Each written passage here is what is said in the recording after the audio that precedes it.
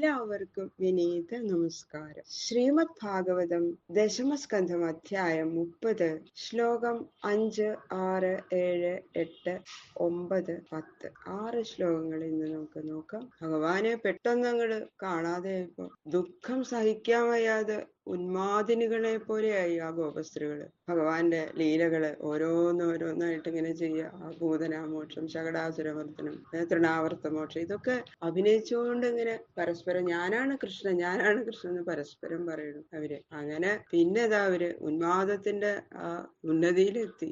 അവര് ഓരോ മരങ്ങളോടും പുല്ലുകളോടും എല്ലാം നടന്ന് കാട്ടിലെ വൃക്ഷങ്ങളോടൊക്കെ ഓരോരുത്തരോടായിട്ട് ചോദിക്കുകയാണ്, ഞങ്ങളുടെ കണ്ണനെ കണ്ടവരുണ്ടോ ഞങ്ങളുടെ കണ്ണനെ? ഇങ്ങനെ ചോദിച്ചോണ്ട് നടക്കുന്നു. കൃഷ്ണായ വാസുദേവായ ഹരയേ പരമാത്മനെ പ്രണതക്ലേശനാശായ ഗോവിന്ദായ നമോ നമഃ. കോമളം കൂജയൻ വേണു ശ്യാമളോയം കുമാരക വേദവേദ്യം പരം ബ്രഹ്മ സദാം പുരതോ മമ.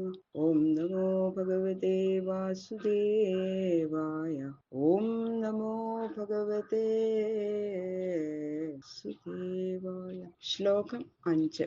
ദൃഷ്ടോ വ കച്ചിദശ്വത്ഥ പ്ലക്ഷോ നിഗ്രോധനോ മന നന്ദസൂനുർഗതോ കൃത്വാ പ്രേമഹാസാവലോകനേ. ആ വൃക്ഷങ്ങളോട് ചോദിച്ചത്. ഇത് മുതൽ 9 ശ്ലോകങ്ങളുടെ ശ്ലോകങ്ങളെ കൊണ്ട് വിസ്തരിക്കുകയാണ്. മരങ്ങളിൽ വെച്ചിട്ട് ഏറ്റവും വലുത് പടർന്ന് പഞ്ചലിച്ച് നിൽക്കുന്നത് അരയാലല്ലേ. അപ്പൊ അവര് എന്തായാലും കണ്ടിട്ടുണ്ടാവും അരയാല്, പേരാലും ഇതായിട്ടുള്ള. അതുകൊണ്ട് ആദ്യം ഈ വലിയ മരങ്ങളോടാണ് അന്വേഷിക്കുന്നത്. ഹേ അശ്വത്ഥ വൃക്ഷമേ, ഹേ പേരാൽ മരമേ, പ്ലക്ഷമേ, നിങ്ങള് ഞങ്ങളുടെ നന്ദസൂനുവിനെ എങ്ങാനും കണ്ടുപോ. എന്തുകൊണ്ടാ ഞങ്ങൾ അന്വേഷിക്കണെന്ന് വെച്ചാലേ, അനുരാഗത്തെ പ്രകാശിപ്പിക്കുന്ന ആ മന്ദഹാസം കൊണ്ടും അപാംഗ വീക്ഷണം കൊണ്ടും അദ്ദേഹം ഞങ്ങളുടെ മനസ്സിനെ അപഹരിച്ചുകൊണ്ട് ഓടിപ്പോയി. കള്ളനെ കണ്ടാൽ ആ മുഖത്തിന്റെ ഭാവങ്ങൾ കൊണ്ട് അറിയാൻ പറ്റൂലോ. അദ്ദേഹം ഞങ്ങളുടെ പരമധനമായ മനസ്സിനെ അപഹരിച്ചുകൊണ്ടാ പോയത്. സാധാരണ കള്ളനൊന്നുമല്ല. മനസ്സിനെ അപഹരിക്കാൻ എല്ലാവർക്കും ഒന്നും സാധിക്കില്ല. ഇവനെ ദിവ്യചോരന. നിങ്ങൾ കണ്ടുവോ ഞങ്ങളുടെ കണ്ണനെ? ഞങ്ങളുടെ മനസ്സിനെ അപഹരിച്ച ആ കള്ളനായിട്ടുള്ള കണ്ണനെ കണ്ടോ? കച്ചിൽ കുരബകാശോക നാഗപുന്നാഗ ചമ്പക രാമാനുജോ മാനിനീനാം ഇതോ ദർപ്പഹരസ്മിത. അവരോടൊന്നും ചോദിച്ചിട്ട് ഒന്നും മിണ്ടണില്ല. ഇവര് പരോപകാരം ചെയ്യാത്ത മരങ്ങളാ എന്ന് മനസ്സിലായിട്ട് സുഗന്ധ പുഷ്പങ്ങൾ കൊണ്ട് ആ വഴിപോക്കരെയൊക്കെ ആനന്ദിപ്പിക്കണം. ഇവയോട് ചോദിക്കാം എന്ന് വിചാരിച്ചിട്ട് വേറെ ചില മരങ്ങളോട് ചോദിക്കാണ്. ഹേ കുരഭകമേ, ഹേ അശോകമേ, ഹേ നാഗമേ, ഹേ പുന്നാഗമേ, ഹേ ചെമ്പകമേ, ഗർവിഷ്ഠകളായിരിക്കുന്ന സ്ത്രീകളുടെ ഗർവത്തെ മന്ദഹാസമാത്രത്താൽ നശിപ്പിക്കുന്ന ആ രാമാനുജൻ ഈ വഴിക്കെങ്ങാനും പോകണം നിങ്ങൾ ആരെങ്കിലും കണ്ടോ? അപ്പൊ അവരും മിണ്ടാതെ ഇരിക്കണത് കണ്ടിട്ട് തുളസിയോട് ഇപ്പൊ ചോദിക്കാണ്. കച്ചിൽ തുളസി കല്യാണി ഗോവിന്ദ ചരണപ്രിയേ സഹത്വാളി കുലേർ ബിഭ്രദൃഷ്ടസ്തേ അതിപ്രിയോച്യുത. അവയും ആ മരങ്ങളും ഒന്നും മിണ്ടാണ്ടിരിക്കണത് കണ്ടപ്പോ തുളസിയോട് ചോദിക്കുക, ഹേ ഗോവിന്ദന്റെ പാദത്തില് പരമസ്നേഹമുള്ള മംഗളരൂപിണിയായ തുളസി, നിന്റെ സൗരഭ്യം വിട്ടുപിരിയാൻ കഴിയാതെ നിന്നോടൊരുമിച്ച് സഞ്ചരിക്കുന്ന ആ വണ്ടിനിരകളോടുകൂടി നിന്നെ എപ്പോഴും ധരിച്ചുകൊണ്ടിരിക്കുന്ന നിന്റെ അതിപ്രിയനായ ഗോവിന്ദനെ നീ കാണാതിരിക്കില്ല. ഹേ ഭാഗ്യവതിയായ തുളസി, നീ കണ്ടിട്ടുണ്ടെങ്കിൽ വേഗം പറയൂ, ഞങ്ങളുടെ ഗോവിന്ദനെ നീ കണ്ടുവോ?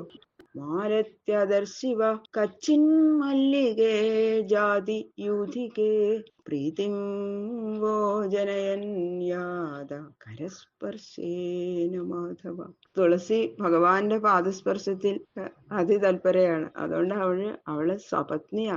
അതുകൊണ്ടാണ് ഉത്തരം പറയാത്തതെന്ന് കരുതി മറ്റു പുഷ്പങ്ങളോട് ചോദിക്കുക. ഹേ മാലതി, അല്ലയോ മല്ലികെ, ഹേ പിച്ചകമേ, ഹേ യൂധികെ, നിങ്ങളെ ഏറ്റവും സന്തുഷ്ടകളായിരിക്കണ്ടല്ലോ മാധവനെ നിങ്ങൾ കണ്ടുവോ?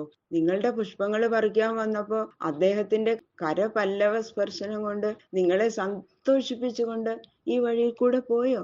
അല്ലാതെ നിങ്ങൾക്ക് എങ്ങനെ ഇത്ര ഉല്ലാസം സിദ്ധിച്ചത്? അദ്ദേഹത്തിന്റെ കരസ്പർശം നിങ്ങളുടെ മേല് വന്നിട്ടുണ്ട്, അല്ലെങ്കിൽ നിങ്ങൾ ഇത്ര ഉല്ലാസമായിട്ട് ഇരിക്കില്ല.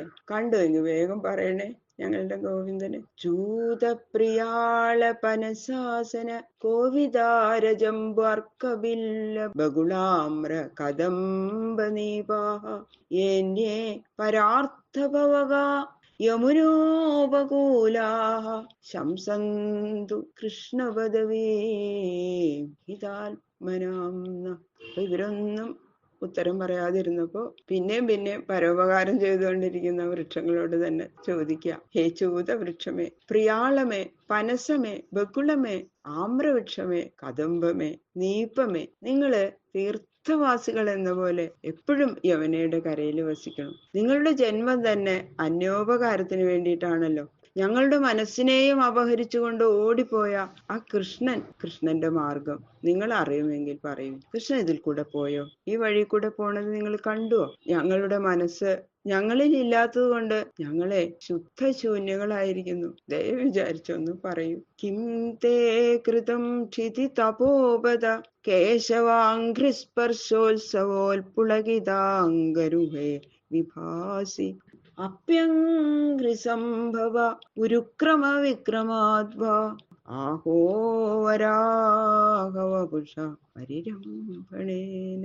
അപ്പൊ അവരൊന്നും മറുപടി പറയാതിരിക്കണ കണ്ടപ്പോ ഭൂമിദേവിയോട് ചോദിക്കുക, ഭൂമിയിൽ ഏതെങ്കിലും ഭാഗത്തുണ്ടാവാതിരിക്കില്ലല്ലോ. എല്ലാവർക്കും ഉപകാരം ചെയ്യുന്ന സ്വഭാവം ഭൂമിക്കുണ്ടല്ലോ. അതുകൊണ്ട് ചോദിച്ചാൽ പറയാതിരിക്കില്ല എന്നുള്ള വിചാരത്തോടെ ബഹുമാനപൂർവ്വം ചോദിക്കാണ്, ഹേ ഭൂമി ദേവി, ഈ ഭാഗ്യം സിദ്ധിക്കാൻ നീ എന്തൊരു തപസ് ആചരിച്ചു. നിന്റെ തപോമാഹാത്മ്യം അത്യാശ്ചര്യകരം തന്നെ. എന്തുകൊണ്ടെന്നാൽ ശ്രീകൃഷ്ണന്റെ പാദപല്ലവ സ്പർശം നിമിത്തമുണ്ടായ സന്തോഷം നിന്നിൽ ഇങ്ങനെ സ്പഷ്ടമായിട്ട് കാണുന്നുണ്ട്. ആ പ്രിയാംഗ സ്പർശം കൊണ്ടല്ലാതെ ഈ രോമാഞ്ചം നിന്റെ ദേഹത്തിൽ കാണാൻ കാരണം എന്താ? വൃന്ദാവന ഭൂമിയിൽ മുളച്ചു കാണുന്ന പച്ചപ്പുല്ലിനെ ഗോപികൾ ഭൂമിദേവിയുടെ രോമാഞ്ചമായിട്ട് വർണ്ണിച്ചിരിക്കുക. എന്നാൽ ഈ മഹോത്സവജന്യമായ പുളകോൽഗമം ഇപ്പോ ഭഗവാൻ ശ്രീകൃഷ്ണൻ നിന്റെ ഏകദേശ ഭാഗത്തുകൂടി സഞ്ചരിച്ചതിൽ നിന്ന് നിന്റെ അടുത്തു കൂടി പോയപ്പോ കിട്ടിയതാണോ?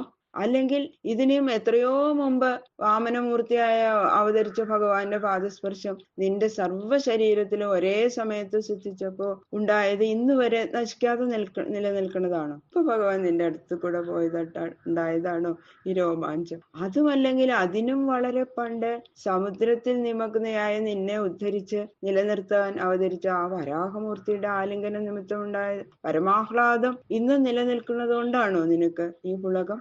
ഈ പുളകം എന്തെന്ന് പറയൂ ഭൂമിദേവി. സർവഥാ നീ മഹാഭാഗ്യമുള്ളവൾ തന്നെ. ആ ഭഗവാൻ നിന്നിൽ പരമപ്രേമയുക്തനായിരിക്കുന്നു. ശ്രീകൃഷ്ണൻ ഇപ്പോൾ നിന്റെ ഏതു ഭാഗത്താ സഞ്ചരിക്കണത്? അന്ന് ഞങ്ങളോട് പറഞ്ഞു തരൂ. ത്രിവിക്രമ വരാഹാദ്യ അവതാരമെടുത്ത ആ ഭഗവാൻ തന്നെയാണ് ഈ കൃഷ്ണമൂർത്തി എന്ന് ഗോപികള് മനസ്സിലാക്കിയിട്ടുണ്ട്. അതെ അല്ലേ? അപ്പൊ അത് സ്പഷ്ടമായി ഇപ്പൊ നമുക്ക് ബാക്കിയുള്ള ശ്ലോകങ്ങള് നാളെ നോക്കാം. സർവത്ര ഗോവിന്ദ നാമ സങ്കീർത്തനം ഗോവിന്ദ ഗോവിന്ദ ഗോവിന്ദ.